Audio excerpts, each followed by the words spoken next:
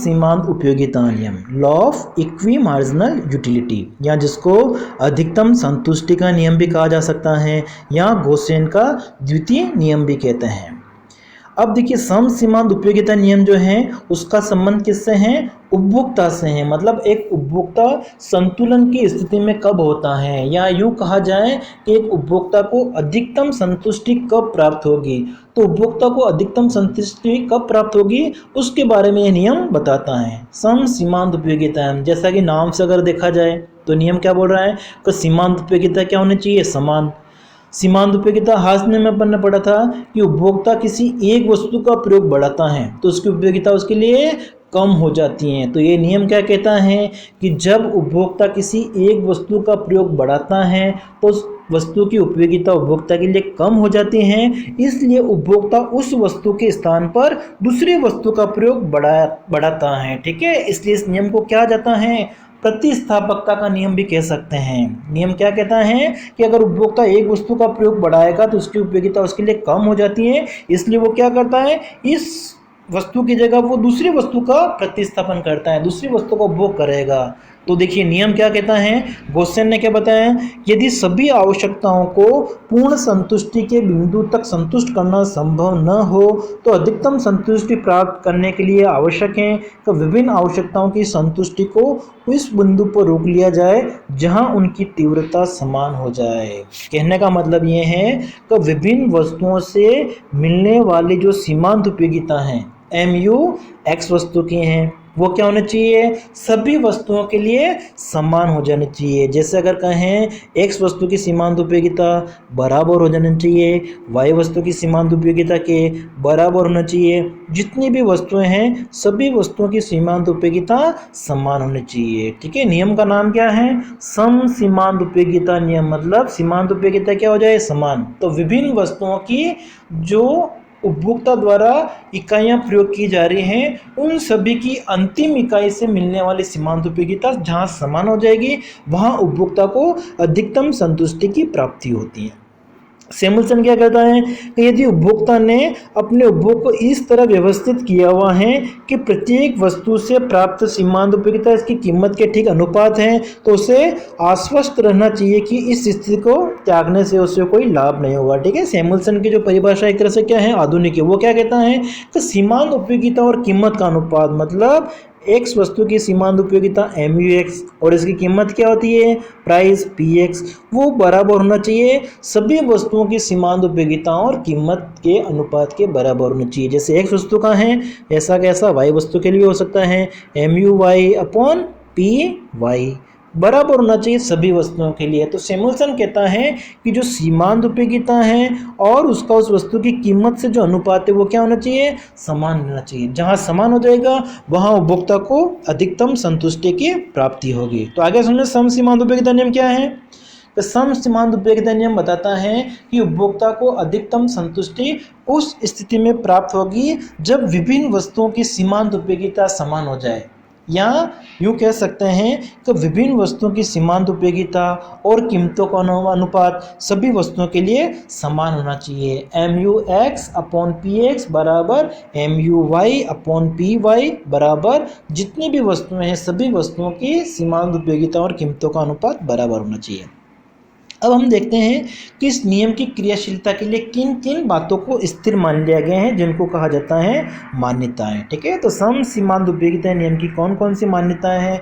सबसे पहले मान लिया गया है कि उपभोक्ता विवेकशील होता है, मतलब विभिन्न वस्तुओं पर वो सोच समझकर व्यय करता है। दूसरा माना गया इसमें कि जो मुद्रा की जो सीमांत उपयोगिता है वो क्या होती है, स्थिर। तीसरी बात इसमें कि उपयोगिता को मापा जा सकता है, उपयोगिता मापनी होती है। फिर वस्तुएं स्वतंत्र होती है, मतलब एक वस्तु की उपयोगिता का दूसरी वस्तु की उपयोगिता से कोई संबंध नहीं होता है। फिर उपभोक्ता की आय सीमित होती हैं। फिर मान्यताएं हैं कि वस्तुओं की कीमतों में परिवर्तन नहीं होना चाहिए, और साथ में उपभोक्ता की आय, रुचि, फैशन इनमें भी परिवर्तन नहीं होना चाहिए। और वस्तुएं क्या होती हैं, विभाजनीय, मतलब उन्हें छोटी छोटी इकाइयों में बांटा जा सकता है कि पहली इकाई, दूसरी इकाई, तीसरी इकाई, ऐसे। ठीक है, तो देखिए जो सीमांत विश्लेषण अपन पढ़ते हैं कुछ मान्यताएं क्या होती है, कॉमन होती हैं। जैसे कि उपभोक्ता विवेकशील होता है, मुद्रा की सीमांत उपयोगिता स्थिर होती हैं, उपयोगिता मापनीय होती है, आय स्थिर होती है, कीमतों में परिवर्तन नहीं होना चाहिए वस्तुओं की, उपभोक्ता की आय रुचि फैशन इनमें परिवर्तन नहीं होना चाहिए, वस्तु विभाजनीय होती हैं। तो सीमांत उपयोगिता हास नियम या सम सीमांत उपयोगिता नियम की मान्यता सेम है। वैसे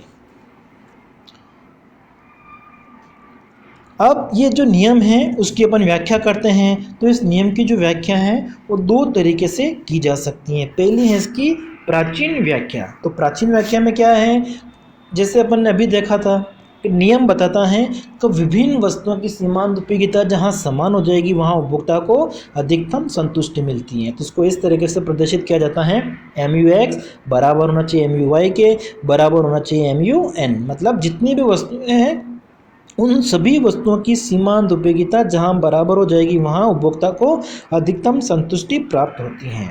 उसको समझाने के लिए हम एक सारणी लेते हैं। इस सारणी में हमने वस्तु की इकाई ली हैं, 1 2 3 4 5 6 तक ले ली, काफ़ी हैं। और दो वस्तुएं ली हैं, माना कि उपभोक्ता दो वस्तुओं का प्रयोग करता है, X और Y वस्तु का। तो X वस्तु की सीमांत उपयोगिता ये अपन ने काल्पनिक नंबर लिए हैं, कोई भी नंबर ले सकते हैं। सीमांत उपयोगिता घटती हैं तो घटते हुए नंबर अपन ने लिख दिया यहाँ पे 50 40 30 20 10 5। और Y वस्तु की सीमांत उपयोगिता तो ये भी घटती हुई लिखनी है, कुछ भी नंबर लिख दिया अपन ने 60 45 35 30 20 10। अब यहाँ पे हमने मान लिया कि माना कि जो उपभोक्ता की जो आय है वो कितनी है, 7 रुपये है। ठीक है, उपभोक्ता के पास में 7 रुपये हैं और उपभोक्ता का उद्देश्य क्या होता है, अपनी संतुष्टि को अधिकतम करना, अपनी उपयोगिता को अधिकतम करना। तो वो विभिन्न वस्तु पर कहाँ खर्च करना पसंद करेगा, जहाँ उसको उपयोगिता ज़्यादा मिल रही है। तो 7 रुपये में से पहला रुपया कहाँ खर्च करेगा, वाई वस्तु के ऊपर। ठीक है, वाई वस्तु के ऊपर पहली इकाई का प्रयोग करेगा, क्यों, क्योंकि यहाँ पे उपयोगिता सबसे ज़्यादा है 60। फिर दूसरा रुपया कहाँ खर्च करेगा, X वस्तु पर जहाँ उपयोगिता उसको मिल रही है 50 के बराबर। ऐसा क्यों करता है, क्योंकि उपभोक्ता क्या करता है, अपनी उपयोगिता को अधिकतम करना चाहता है। तो उस वस्तु पर व्यय करेगा जिससे उसको मिलने वाली संतुष्टि क्या है, ज़्यादा। तो ये हो गया, यहाँ पे पहला रुपया यहाँ पे खर्च किया, दूसरा रुपया यहाँ पे खर्च किया। अब तीसरा रुपया कहाँ पे खर्च करेगा, वाई वस्तु के ऊपर, क्यों, कि यहाँ पे उपयोगिता उसके बाद में अधिकतम में। फिर चौथा रुपया कहाँ खर्च करेगा, X वस्तु के ऊपर। पांचवा कहाँ खर्च करेगा, 35 मतलब वाई वस्तु के ऊपर। छठा रुपया कहाँ खर्च करेगा, 30 X वस्तु के ऊपर। और सातवां रुपया जो खर्च करेगा वो करेगा वाई वस्तु के ऊपर। तो यहाँ अगर देखा जाए X वस्तु की अंतिम इकाई कौन सी है, तीसरी इकाई है, और वाई वस्तु की जो अंतिम इकाई है वो कौन सी है, चौथी इकाई है। और दोनों से मिलने वाले जो सीमांत उपयोगिता है वो कितनी हो गई है, 30 हो गई है। तो यहाँ पर X वस्तु की सीमांत उपयोगिता भी 30 है जब उपभोक्ता वस्तु की 3 इकाइयों का प्रयोग करता है, और वाई वस्तु की इकाइयों का कितना प्रयोग कर रहा है, वो 5 इकाइयों का, तब भी उपयोगिता कितनी है, 30 ही है। तो इसका मतलब इस स्थिति में उपभोक्ता को अधिकतम संतुष्टि मिलेगी। उसके पास में 7 रुपये हैं, वो सारे के सारे यहाँ पे व्यय हो गए हैं। ठीक है, इसका मतलब उपभोक्ता के पास में यदि 7 रुपये हैं, उपभोक्ता का बजट कितना है, 7 रुपये, तो ऐसी स्थिति में X वस्तु की वह 3 इकाई और Y वस्तु की 4 इकाई का प्रयोग करेगा, तो उसको मिलने वाली जो संतुष्टि वो अधिकतम होगी। और यहाँ पर MUX बराबर MUY दोनों बराबर भी हैं, कितने हैं, 30। तो ये है इसकी प्राचीन व्याख्या, और इसको एक रेखा चित्र के द्वारा भी प्रस्तुत कर सकते हैं। ठीक है, एक तरफ अपन उपयोगिता ले लेते हैं, दूसरी तरफ अपन ले लेते हैं वस्तु की इकाइयाँ। X वस्तु का सीमांत उपयोगिता का वक्र बनाएंगे तो इस तरीके से बनेगा, नीचे की ओर गिरता हुआ। Y वस्तु का भी नीचे की ओर गिरता हुआ, क्यों, क्योंकि वस्तु का उपभोग बढ़ाने पर सीमांत उपयोगिता हमेशा घटती हैं। और इस स्तर पर अगर अपन देखते हैं तो यहाँ पे सीमांत उपयोगिता क्या है, समान है। किस पे समान है, जब सीमांत उपयोगिता कितनी है, 30 उस समय। और इस स्थिति में उपभोक्ता X वस्तु का कितना प्रयोग कर रहा है, 3 इकाई, और Y वस्तु का कितना प्रयोग कर रहा है, 4 इकाई। तो ये है प्राचीन व्याख्या। लेकिन प्राचीन व्याख्या में था कि अगर वस्तुओं की कीमतें एक समान हो तब भी ये स्थिति लागू होती है। अगर दोनों वस्तु की कीमतें अलग अलग हैं तो ये नियम नहीं बताता है। ठीक है, उसके लिए अपन इसकी आधुनिक व्याख्या पढ़ते हैं। तो हम अब पढ़ते हैं इसकी आधुनिक व्याख्या। ठीक है, तो आधुनिक व्याख्या है जैसे प्रोफेसर सैमुअल्सन ने, ये आधुनिक अर्थशास्त्री क्या कहते हैं कि वास्तविक जन्म में क्या होता है कि वस्तुओं सेवाओं के जो कीमतें होती है वो क्या होती हैं, अलग अलग होती हैं। विभिन्न वस्तुओं की कीमतें अलग अलग होती हैं। जब विभिन्न वस्तुओं की कीमतें अगर अलग अलग हैं तो ऐसी स्थिति में उपभोक्ता अधिकतम संतुष्टि के लिए प्राप्त करने के लिए क्या करेगा कि विभिन्न वस्तुओं पर इस प्रकार से व्यय करेगा कि उन वस्तुओं की भारित सीमांत उपयोगिता क्या हो जाएगी, समान। तो भारित सीमांत उपयोगिता किसको कहा जाता है, सीमांत उपयोगिता और वस्तु की कीमत का अनुपात, मतलब mu x upon P X, mu y upon P Y, mu n upon P N, ये क्या है, भारित सीमांत उपयोगिता है। मतलब सीमांत उपयोगिता का वस्तु की कीमत के साथ अनुपात क्या कहलाता है, भारित सीमांत उपयोगिता। तो आधुनिक व्याख्या कहती हैं कि उपभोक्ता को अधिकतम संतुष्टि उस बिंदु पर मिलेगी जहां विभिन्न वस्तुओं से प्राप्त भारित सीमांत उपयोगिता समान हो जाए। ठीक है, तो भारित सीमांत उपयोगिता के लिए अपन लिख सकते हैं mu x upon P X बराबर होना चाहिए mu y upon P Y, बराबर होना चाहिए जितनी भी वस्तुएं सभी के संदर्भ में mu n upon P N कह सकते हैं। अब इसको एक्सप्लेन करने के लिए हम एक सारणी बना सकते हैं। इस सारणी में विभिन्न वस्तुओं की इकाई ले ली है 1 2 3 4 5 6 और x और y वस्तु की सीमांत उपयोगिता ले ली है। ठीक है, जो गिरती हुई, तो ये गिरती हुई संख्या ले ली अपन ने। अब यहाँ पे मान लिया कि उपभोक्ता के पास में 17 रुपये हैं और x वस्तु की कीमत है 2 रुपये और y वस्तु की कीमत है 3 रुपये और उपभोक्ता का बजट कितना है, आय कितनी है, 17 रुपये। तो ऐसी स्थिति में उसको अधिकतम संतुष्टि कहाँ मिलेगी वो देखते हैं। तो यहाँ अगर देखा जाए तो सबसे पहले हम क्या करेंगे, mu x upon P x ज्ञात कर लेंगे। तो mu x upon P x कैसे ज्ञात करोगे, ये जो mu है इसमें वस्तु की कीमत कितनी है, 2 रुपये। तो इन सब में 2 का डिवाइड कर देंगे। तो 2 का डिवाइड करने पर कितना आएगा, ये 20 15 13 10 8 5 आ गया। इसी तरीके से y वस्तु की भारित सीमांत उपयोगिता ज्ञात कर ली जाएगी। तो y वस्तु की सीमांत उपयोगिता हमारे पास में है 48 39 30 और वस्तु की कीमत कितनी थी y की, 3 रुपीज़। तो इन सब में 3 का डिवाइड कर देंगे तो कितना आ जाएगा, 16 13 10 8 6 5। अब यहाँ अगर देखा जाए तो भारित सीमांत उपयोगिता मतलब mu x upon P x कहाँ समान है, जैसे इधर 20 इधर 20 कहीं पे भी नहीं है, फिर यहाँ पे 15 है इधर कहीं पे भी नहीं है, 13 कहीं, ये रहा 13 और 13 तो यहाँ पे हो सकता है, फिर ये 10 और ये 10 यहाँ पे भी हो सकता है, फिर ये 8 और ये 8 यहाँ पे भी हो सकता है, फिर ये 5 और ये 5 यहाँ पे भी हो सकता है। तो ये विभिन्न स्थितियाँ हैं जहाँ हो सकता है, लेकिन हमारी जो पहली शर्त है क्या है, mu x upon P X बराबर होना चाहिए mu y upon P Y. तो ये तो यहाँ पे जैसे 13 10 8 5 इतनी जगह समान है, लेकिन दूसरी शर्त इसमें है कि उपभोक्ता का जो बजट प्रतिबंध है, मतलब उपभोक्ता कितना खर्चा कर सकता है, 17 रुपये। 17 रुपये से उसका खर्चा न तो ज़्यादा होना चाहिए न कम होना चाहिए। ठीक है, उसका बजट प्रतिबंध यहाँ लागू होता है। ठीक है, तो बजट प्रतिबंध अपन कैसे ज्ञात कर सकते हैं, ये वस्तु x की कीमत को x वस्तु की मात्रा से गुणा कर लो qx से, प्लस कर दो y वस्तु की कीमत को y वस्तु की मात्रा से।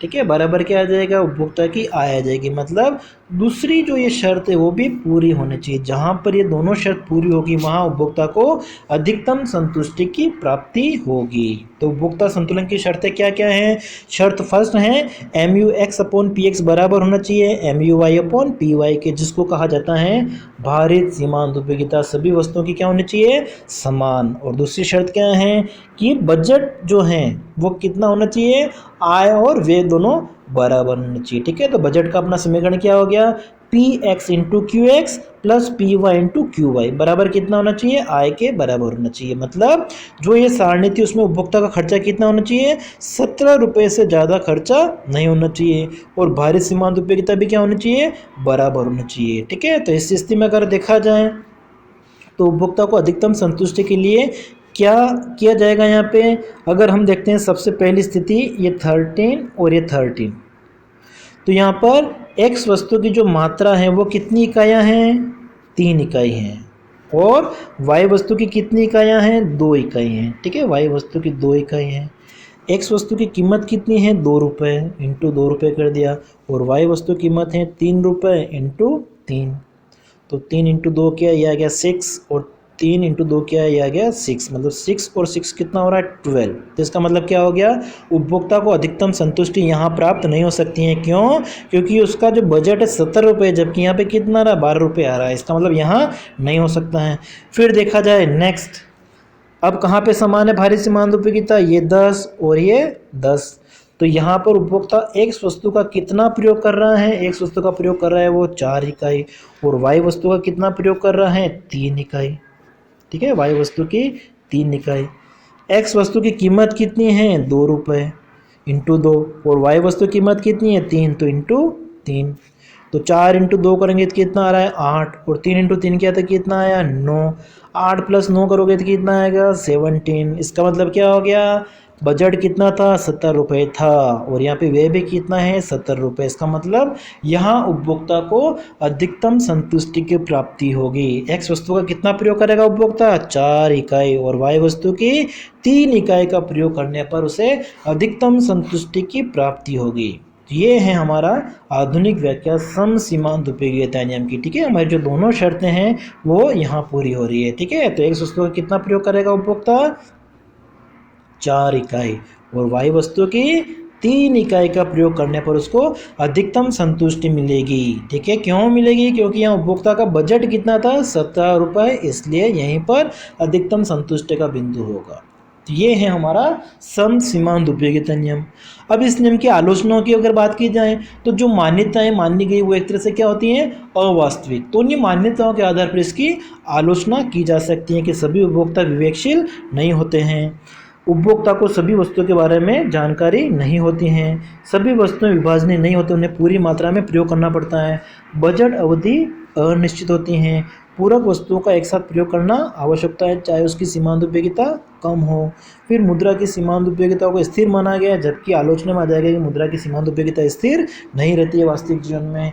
फिर वस्तुओं की कीमतों में परिवर्तन होता रहता है, अनुमानित और वास्तविक संतुष्टि समान होना आवश्यक नहीं होती है, फैशन विज्ञापन सामाजिक रीति रिवाज उपभोग को प्रभावित करता है, और फिर ये जो सारी मान्यता है वो एक तरह से क्या है अवास्तविक। तो इन मान्यताओं के आधार पर इसकी आलोचना की जा सकती है। तो ठीक है दोस्तों, ये हमने पढ़ा था सम सीमांत उपयोगिता नियम।